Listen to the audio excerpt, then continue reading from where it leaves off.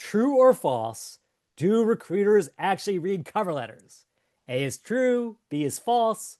What do you think? It turns out it divides not just job seekers, it divides recruiters.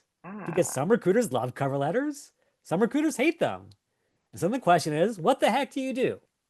Well, to help you make the most of the situation, I'm going to give you the very nerdy Ross MBA approach, which is to solve this dilemma with flowcharts. Bear with me, it's going to get good.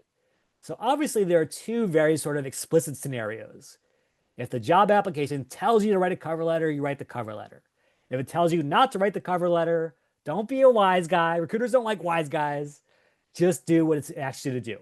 However, for the messy middle, the 90% of jobs that don't tell you one thing or another, you're going to come back to Jeff Bezos' personal regret minimization framework. And what this is about is that when Jeff was starting Amazon 30 years ago, he realized he was overwhelmed with the minutia of decisions that he had to make every day. You know, what kind of furniture should we have in our office? Should we allow dogs in our office? All this stuff.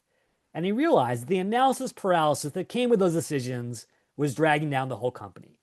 So to cut through the clutter, he made a pledge to himself. Whenever I face a decision, I'm going to immediately imagine myself in 60 years, and I'll wonder whether I'll regret doing this. If the answer is that I will not regret not doing this in 60 years or 6 years, I'm not even going to worry about it today. I'm just going to say no and move on. Versus if it's the handful of decisions that will haunt my dreams and nightmares for the rest of my life, I will always do it just for the psychological insurance. And the same is true with cover letters.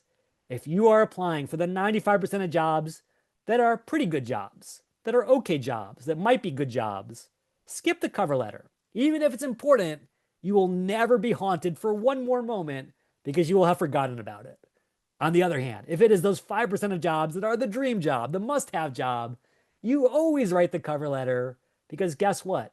The psychological insurance of having left it all out on the field is more important than whether it's right or not.